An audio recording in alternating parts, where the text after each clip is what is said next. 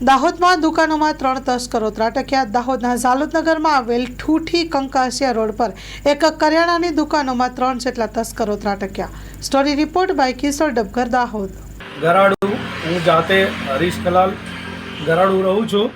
ત્યાં મારી ફેમિલી પૂરી ગરાડુ રહે છે વર્ષોથી, પણ મારી ઝાલોદમાં દુકાન બાણપુરા કુશલગઢ રોડ ઝાલોદ છે। એ દુકાન બંધ હતી અને રાત્રે અમે ફેમિલી ગરાડુ રહીએ છીએ, તો માટે સવારમાં 3 વાગે આ લોકોએ ચોરી કરી। 3 વાગે તો સવારમાં અમને જાણ થઈ 7 વાગે જે અહીંથી વોકિંગ કરવાવાળા જાય છે, ચાલવાવાળા, એ બધાએ રીતેશભાઈ કરીને અગ્રવાલ કરીને છે, એમને અમને જાણ કરી કે ભાઈ તમારે ત્યાં ચોરી થઈ છે। મારી બહુ રહે છે રતલામ। એમને જાણ થતાં એ રતલામથી મને फ़ोन आयो कि पप्पा अपनी दुकान का ताला टूट गया है। तो फिर हम जल्दी सुबह में उठ के सवारे जल्दी उठी અને અમે 8 વાગે આવીને જોયું તો અમારું તાળા તૂટી ગયા હતા। તો પછી અમે જોયું અંદર તો 3 થી 4 હજાર જેવી રકમ અમારી કરિયાણાની પરચુરણ નીકળી ગઈ છે।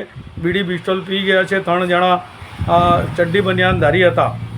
અને નગરપાલિકાની લાઇટ પણ અહીંયા આગળ લગભગ 6-7 મહિનાથી વર્ષોથી બંધ રહે છે। ઉઘરાણું ફૂલ કરે પણ લાઇટો ચલાડતા નથી નગરપાલિકાવાળા, અને નગરપાલિકાની લાઇટો તદ્દન બંધ છે। અમે કમ્પ્લેન બી કરી છે પણ કોઈ આવવા તૈયાર નથી। એની લાઇટોને કમ્પ્લેટ ચાલુ કરે।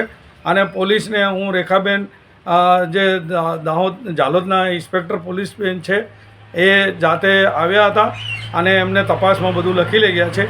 અને એ જાતે હું એમની રૂબરૂ રહ્યો, એમને બધું લખાણ કરીને સારો જવાબ આપ્યો છે એમને। અને એમની પૂરતી અમે માહિતી મેળવીને તમને પૂરો સહયોગ આપીશું એવી રીતના મને પોલીસ કોન્સ્ટેબલ પણ હતા, એમને જાણ કરી છે મને। અને સાહેબને બી હું મળ્યો હતો, રાઠવા સાહેબને, એમને બી કીધું કે હરીશભાઈ પૂરી તકેદારી કરીને પૂરેપૂરા ચોરને આપણે મળી જાય એવી કોશિશ પૂરી કરીશું। લોન પર ફોન 15 વર્ષ જૂનું ગુરુ મોબાઈલ એન્ડ ઇલેક્ટ્રોનિક્સ। દરેક કંપનીના જૂના અને નવા મોબાઈલ લોન ઉપર મળશે, અને ઇલેક્ટ્રોનિક્સ આઇટમો ફ્રીજ, ટીવી, વોશિંગ મશીન। ગુરુ મોબાઈલ એન્ડ ઇલેક્ટ્રોનિક્સ સંતોષી માતાના મંદિર પાસે, અને અમારી અન્ય બ્રાન્ચ ગુરુ મોબાઈલ પોઈન્ટ આભા હોટલ નીચે, પેટ્રોલ પંપ સામે, ભુજ।